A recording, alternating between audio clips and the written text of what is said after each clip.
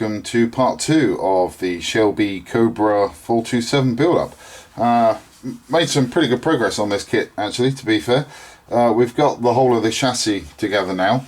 You can see that's just all been done in the Tamiya semi-gloss black.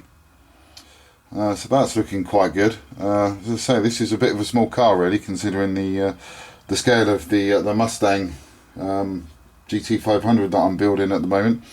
So that's that done. I assembled the whole of that really before I painted it, mainly because all of the components on there did need to be done in the semi-gloss black. So I thought, well, there's no point in spraying them individually, so I just stuck it all together and then painted them from there. I've also been working on the engine as well. The blue isn't strictly the correct shade of blue that should be on the engine, but that's the true blue acrylic paint from Americana. Sorry, excuse me. That was used in the interior of the Shelby GT500. I had a little bit left over that I'd already made up, so I just thought I'd spray that engine in because it does fit in quite nicely with the colour of the car itself as well. So that's kind of cool. That was then sprayed down in the, or sorry, that was cleared in the Alclad clear coat light sheen, just to help protect the craft acrylic paint, because that is a water-based acrylic. Unlike the Tamiya acrylics, it isn't actually waterproof once it's dried, so you could just effectively stick that engine in a bowl of water and the paint would just come off. The Gearbox Assembly was just done in the flat aluminium by Tamiya, and the exhaust pipes, well, sorry, the headers or whatever they're called, I can't remember now, they were done in the Revell stainless steel. So that's looking quite good. There's still a little bit of work left to be done to this engine. There's a few more details that need to go on, but that does actually sit quite nicely within the chassis of the vehicle. So that's going to look quite good when it's finished. We've got the well, what's part of the firewall assembled as well, and that will just sit over the cockpit of the car. That's just fallen on the floor now. That's what happens when you've got butterfingers, I'm afraid. So that just fits over the cabin of the car, like so, and the engine will wrap around on the inside there. We've got all of the seats done as well for this. There's one of the seats. The other seat is packed away at the moment, but that's what they look like. They're nice. It's completely black. And then we've got the dashboard as well, which is black. Now what I'm going to do to help bring out some of the details on this, because you can't really see them that well, is we've got some binnacle, we've got the edge binnacles there. So what I'm going to do is I'm just going to go along and paint those in the flat aluminium just to help them stand out. I think that'll make it look a little bit better. The other thing that we've been working on as well is the body of the car. Now, as you know, that this was painted in the Alclad coal white blue, and that is what that is looking like. So I'm really happy with this, actually. I actually managed to get this to lay down quite nicely compared to the problems that I was having with the Mustang GT500. I think with this Alclad paint, to be quite honest, especially the bright silver candy base and then the enamel candy paints, they are a little bit tricky to use, and there is a bit of a steep learning curve to using those as well, actually, to be honest.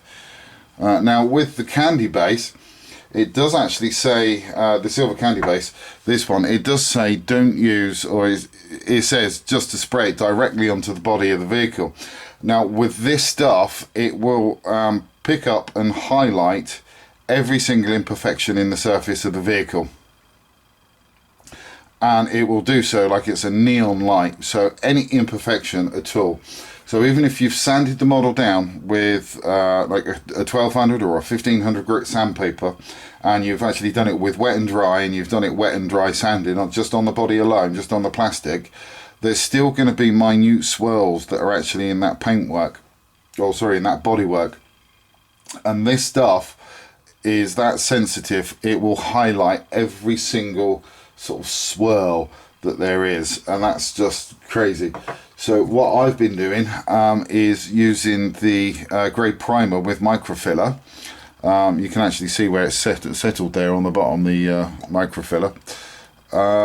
I've been using that as well, sprayed down the model, giving it sort of 3 reasonably good coats of this stuff. Then I've sanded it down with the 1500 wet and dry sandpaper, and that actually prevents any swirling in the paintwork on the primer, which then enables you to get this down and get it looking absolutely perfect. And once that's dried, you can then come along with this stuff, which is the Candy Cobalt Blue enamel, and spray this stuff down. Now what I've been doing with this is, because again this is quite tricky, you need to be really careful with this, because if you stay in one area too long, you're going to darken that area up, and then the rest of it's going to be a little bit lighter, so you're going to end up with these kind of like little blotches of darker patches all over it.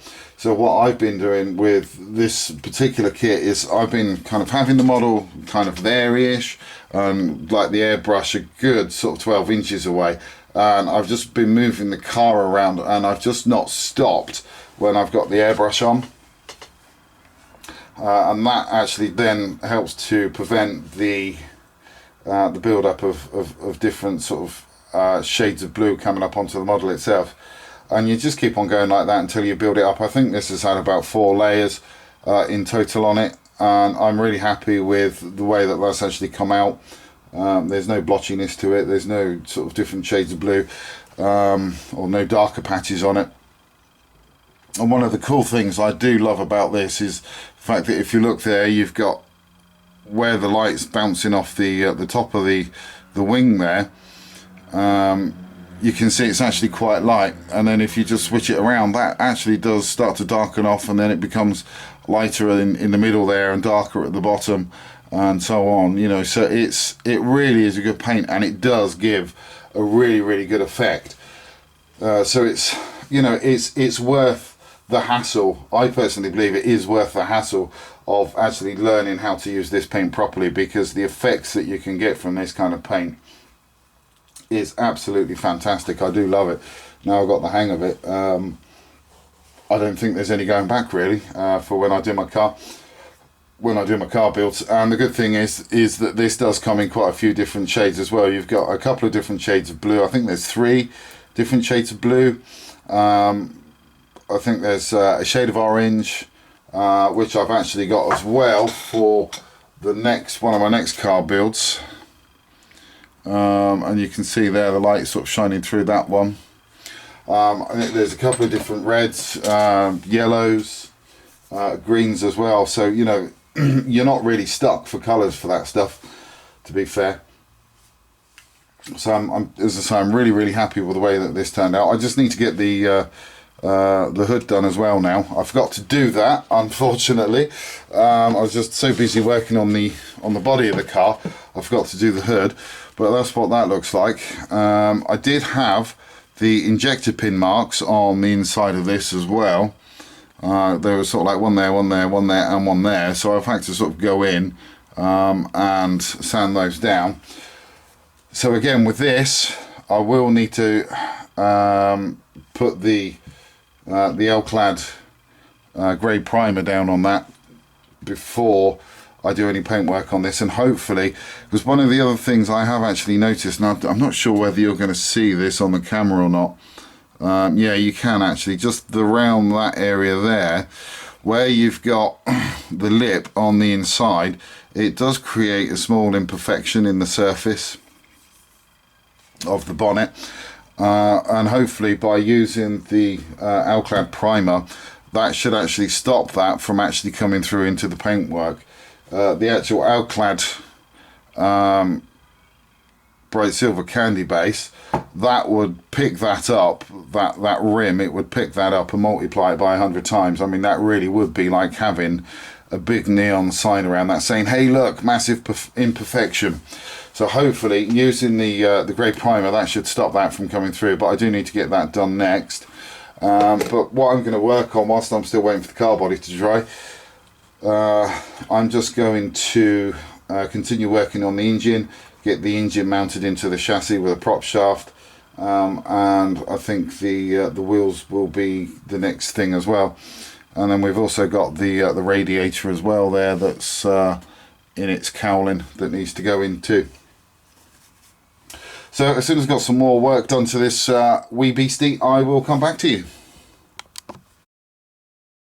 Made a bit more progress to the Cobra now. We've got the interior tub all put together, and as you can see it's all sort of black on black.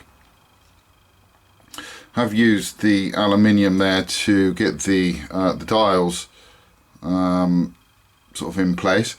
And then we have left on the inside some of the chromey bits in there. I think a car like this does need chromey bits as well, so we've left some of those in there. Once I put that together, I gave that a quick spray down with the Alclad lacquers, the light sheen clear coat, just to make sure that everything was sort of like a uniform shade. So that's done and looking good. The other thing I've also done is painted the wheels, and as you can see there, I've painted the spokes in semi-gloss black, and then once they dried I went over the whole of the rims in the light sheen clear coat as well, just to dull down the chrome on those. They were looking a little bit too shiny, and I just preferred them looking a little bit lighter. Or sorry, not so shiny. So they're looking good, so hopefully by the time they're actually on the car they look quite good. And then we've also got the steering wheel painted as well, just there. I did try to give that a wood effect. It didn't really come out too well, but you can sort of see a little bit of a grainy effect going on there. And then I just basically cleared that with the Alclad clear gloss as well. So that's looking quite good. I've been having a bit of a problem with the decals for the Shelby stripes on this. The decals just weren't laying down at all nicely. So what I've decided to do is mask off the entire body to get the stripes in myself. I'm just going to paint them in. It's going to be easier, and I think they're going to look a lot better once they're painted in. And the good thing is with this particular kit is the fact that this was really easy to find the center line, because we've got the Cobra badge that goes on the front there. We've also got the Cobra badge that goes on the back there as well. Whoops, so let me get that back in a shot. So we've got the Cobra badge at the back there as well, and because we know that they're dead center of the vehicle, it was just a case of getting some 0.75mm masking tape and just following that line really. All I had to really do was just mask off 8mm on either side of that, just to get the stripes in. So I'm going to go ahead and get that sprayed. I will be doing that in the white as well, because I think the white stripes are going to look so much better on this body with this blue. So I'll get those on. Once they're on, just let those dry, and then I'll be able to get this car clear coated.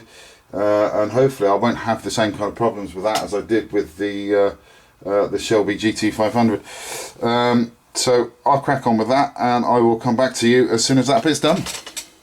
Got the Shelby Cobra stripes laid down on the vehicle now, and we've also got the hood finished as well.